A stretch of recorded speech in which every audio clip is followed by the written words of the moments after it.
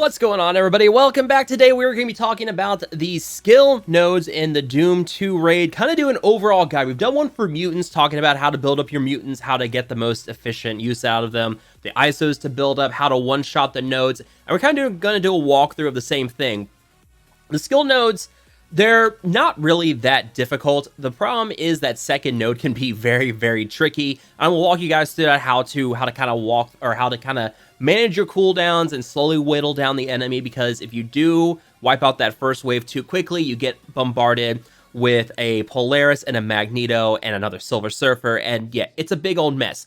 So we're going to talk about all that today and talk about the ISOs for these characters, T4s on them, what you need to really build up. So if you guys do find this video helpful, you do enjoy it, make sure to hit that like button and subscribe to the channel, and let's start with talking about this roster overall. So ideally, you want to use 4 characters always in your skill nodes, and that's the 3 Secret Avengers, Captain Sam, Sharon Carter, and Maria Hill, and then Kestrel in that 4th spot. Kestrel double dips in the tech nodes as well, works very well in both sets, but really, the Secret Avengers were made to be a skill raid team, and that is exactly what they deliver here. Start with Maria Hill. I've got her at tier 14, level 80, blue 2.2 ISO on her for healer. She works very well with healer because of her passive ability. In raids, whenever an ally blocks, she will heal that character for 25% of her max health.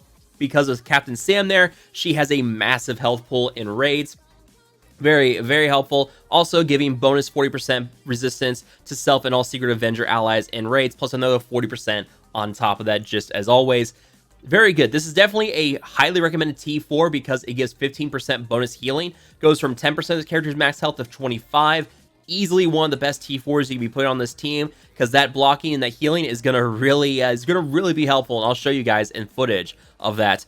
Another one here is going to be the passive, or sorry, the T4 on her ultimate, as it clears all negative effects from self, Avenger, and skill allies. Very, very helpful in raids, especially when you have heal blocks like you have the Silver Surfers. If you can't manage those cooldowns properly, or you get a lot of disrupt or something on your team, you can pop this. A lot of Polaris in that second and boss node. So there's a lot of disrupts going around. She can cleanse this. This allows the offense up from Sharon to work on and keep increasing the damage that your skill team does. And then you have the special here. This one is very much a recommended, but it is not necessary. It goes from 2 shield troopers up to 3 shield troopers. It deals bonus damage from her attack on the enemy target. It's unavoidable and cannot be blocked, and applies defense down. So you have some nice defense down there with Kestrel. And then where is my Sharon Carter? I didn't really level up, and this is the beautiful thing. You don't have to level up your Secret Avengers too much, and you're still going to be doing just okay with them.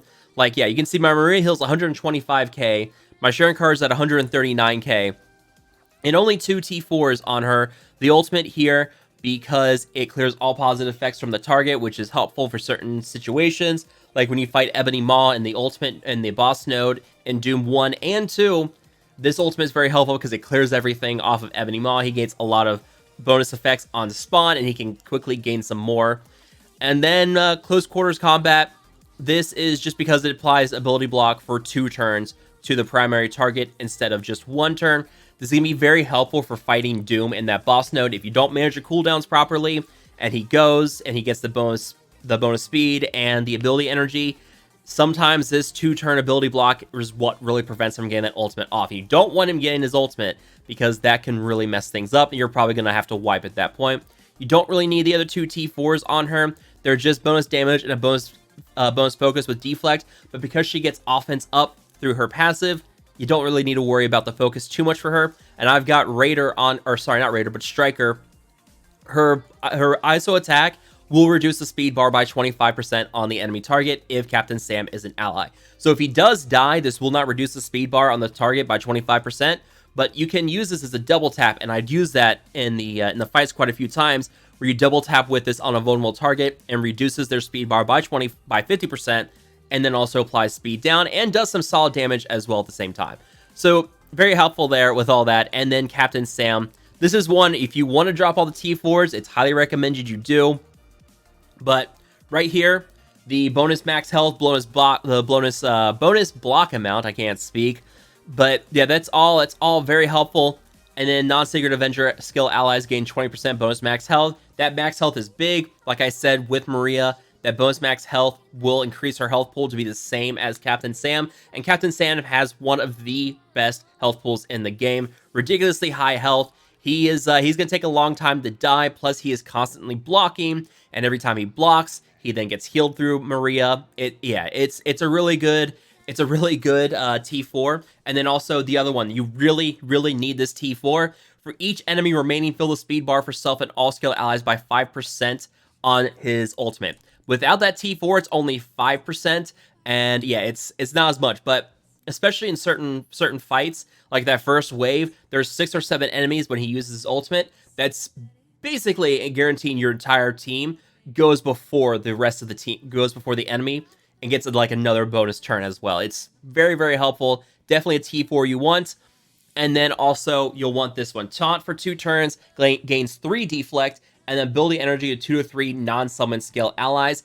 This has actually changed. This was bugged, and I believe Boylon was the one who pointed out where your shield troopers would sometimes get the ability energy. They've reworked this, or they've fixed the bug, and now this team works much, much better. So we're going to talk about that as well, because yeah, there were times where your shield troopers would get the ability energy and would completely screw things up, but now that they fixed that, much better. And then if you want to do this one, you can. It's recommended, but by no means necessary. Same with this one here. The taunt for 2 turns is fine. Gaining the 3 deflect goes from 2 to 3. Yeah, if you want to, this is a recommended one, but not necessary. The ultimate and the passive are both required T4s for him. Fine. Let's move on to Kestrel. This is my Kestrel, 160k power on her, 5 red, 7 yellow, all the T4s because it's Kestrel. And then in that 5th spot, yeah, it really depends. I really vary between them. So the first node I use Moondragon, and I'll show you why I use Moondragon in that first fight, because it has to do with her healing and how she kind of tops everything off, getting ready to go into that next fight. But also, her ultimate puts defense down across the entire enemy team. That allows you to kind of mop things up, though I'll show you guys in the first fight. I do a bad first fight, just so you guys can see what not to do, and I'll explain that. But she's who I use in that first node. The second node is Baron Zemo, and you need to have Skirmisher on him because you want him to land ability block on the enemy Silver Surfer at the start of the fight. A big problem with that second node is there's a big RNG factor in that, where depending on who gets ability blocked on the Silver Surfer ultimate, it's really going to mess things up. So you want a strong Zemo. You want Skirmisher on him because you want to jack up this focus as much as possible. With 16,000 focus on him, it's going to be another 50% bonus on top of that, so 24,000 once he gets the offense up from Sharon Carter's passive. Yeah, you're going to want that. Now, you don't have to have the ultimate or the special, but this passive T4, if you're using Hydra, you more than likely already have this passive T4, but this one, really need it because you want that bonus speed on him. You need to make sure he goes before the enemy Silver Surfer. Get that passive T4 on Zemo, and then Shang-Chi in that final spot. Now, my Shang-Chi is, I'm pushing him to tier 16. You don't need to have him uber geared up like this. Like, 150k power on Shang-Chi, especially at 2.0, more than sufficient. In fact, I basically steamroll the boss node because of this guy and how stupidly strong he is. One of the best damage stats in the game. Very respectable health pool. Gets a lot of counter, can heal up allies, but also gives deflect with critical hits, which there's going to be quite a few critical hits flying around.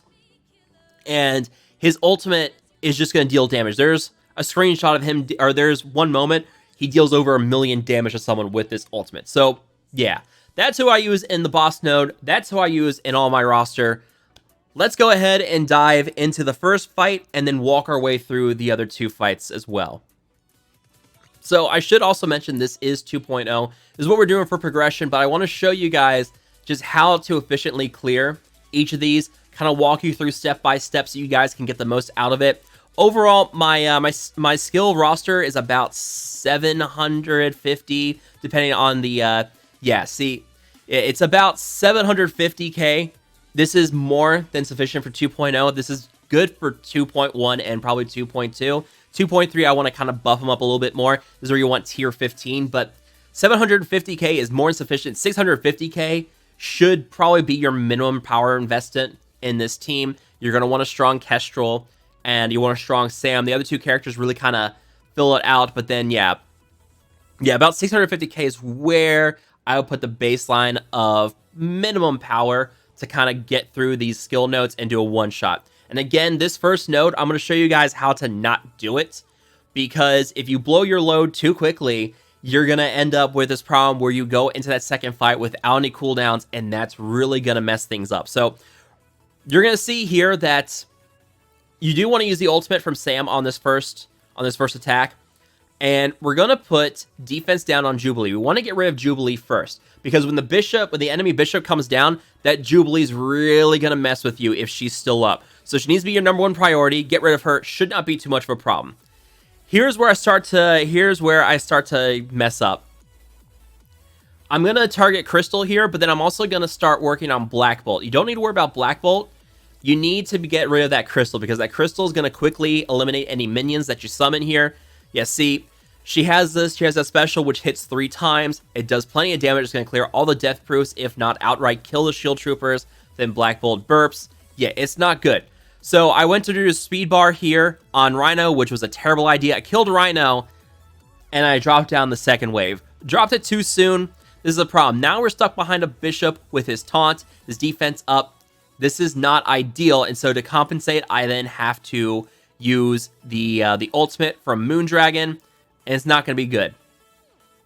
And also, one other thing too is that pay attention to who gets the ability energy here from Sam, because yeah, if you get it on characters like, say, Moondragon got it there.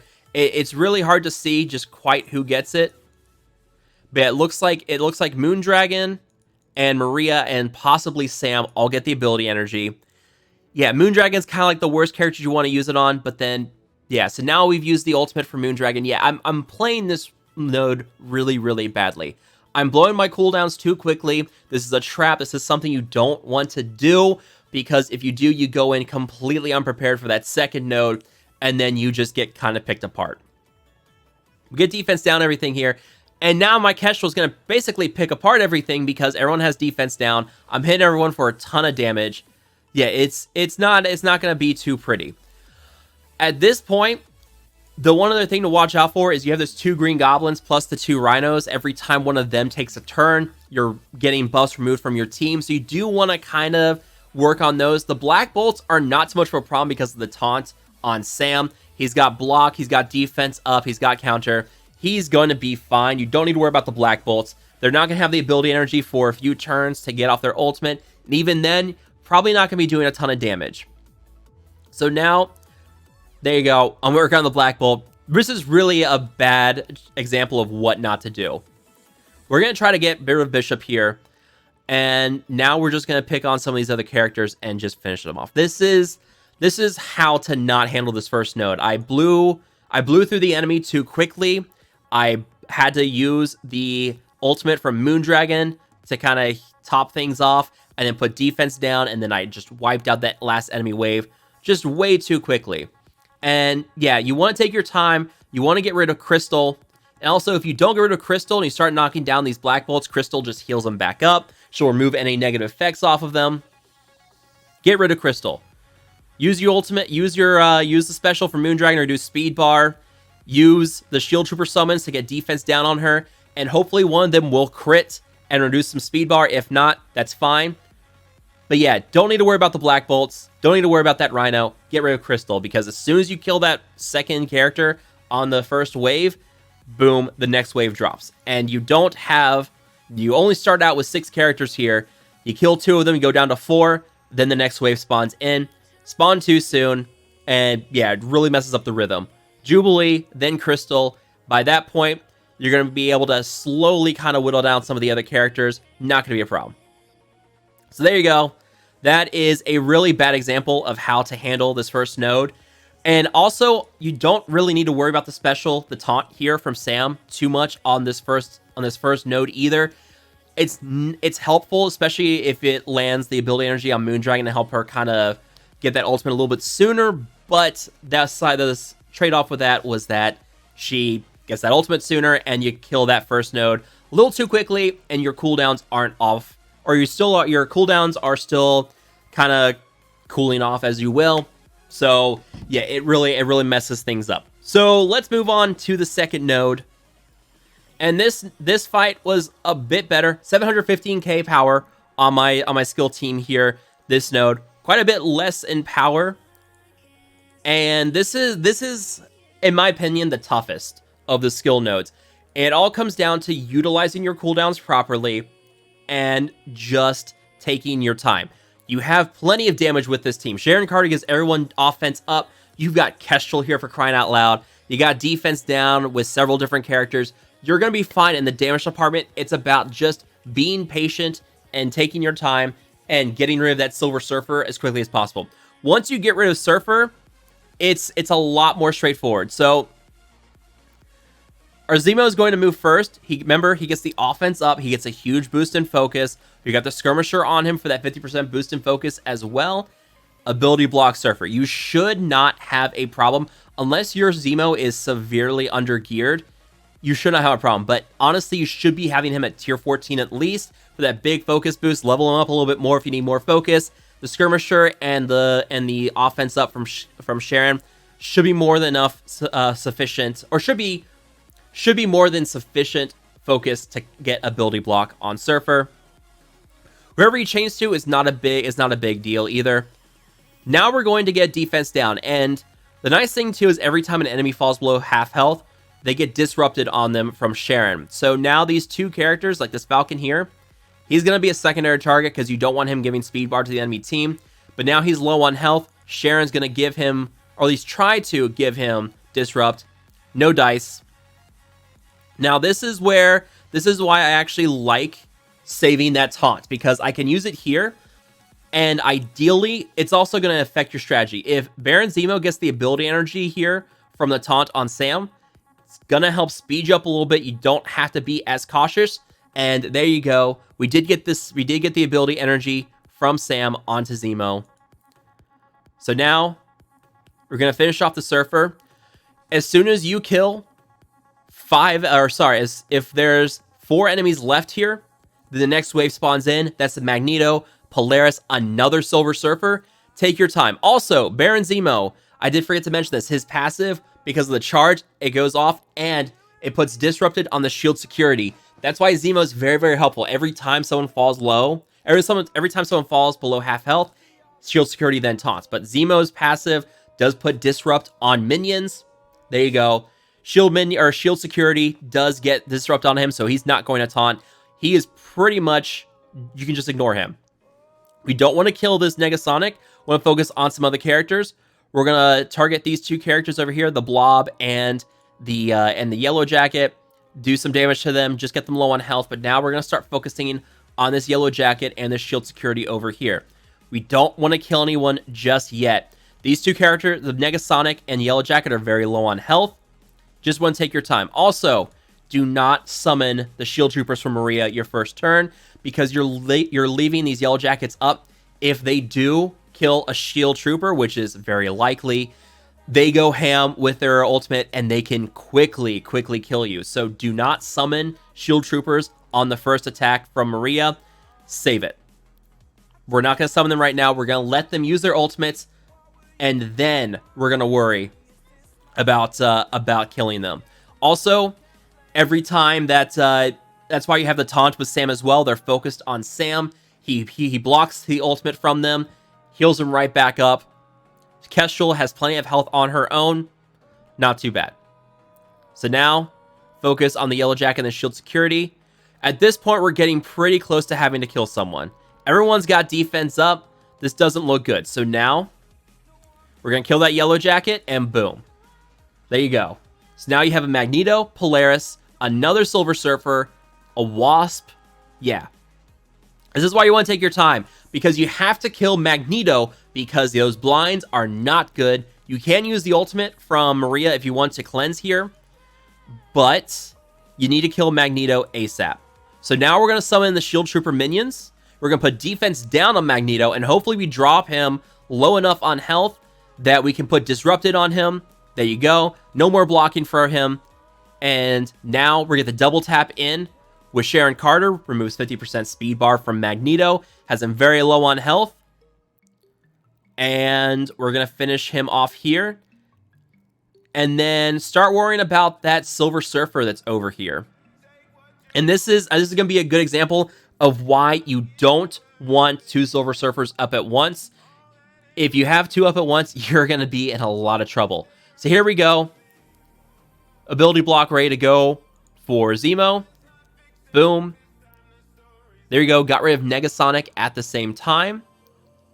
And now, this is where I'm kind of thinking about what I want to do. Go back and forth a little bit. Use the taunt here. Not a big issue. Gets the taunt on Sam, but the problem is now, because he had vulnerable on him, we get the double attack from Surfer. Surfer steals quite a bit of effects from him. It's okay. We're going to be okay here. We need to get rid of this disrupt now because we need to constantly get that offense up to kind of clear things. So we use the ultimate there from Maria to clear it. And now we are going to stun Silver Surfer with the ultimate from Sharon. Get the speed bar reduction on him as well. Get defense down on him and the Polaris, and hammer Surfer. We need to get rid of Surfer. I did for some reason want to go for... I am trying to manage my cooldowns a little bit. So while Surfer is stunned, you don't have to necessarily hammer him too much, but you do want to make sure that you get your cooldowns back off. This is, again, where you want to manage your cooldowns. So we're pretty good on cooldowns now. At this point, we're just going to kill Surfer. And then we're going to kill Polaris. And what you really want to pay attention to is the cooldowns on Sam. His ultimate's ready to go. His special's going to be ready to go. We're going into the boss node in a pretty good state. Cooldowns are at a good spot. We got the special for Sharon ready to go. She's got the ability block ready to go for Doom. We're in a good spot. That's why I went ahead and just cleaned things up real quickly and just moved on. So, yeah, it's about taking your time and managing the cooldowns. You still have plenty of damage going with this team. Like, they're doing plenty of damage, and that was with me playing it slow, kind of managing cooldowns. You can hurry it up if you want to. It will kind of affect how your boss node fight goes, but as long as you have the ultimate from Sam ready to go and you have the special from Sharon with her ability block ready to go, you should be fine for that boss node. The rest is kind of gravy.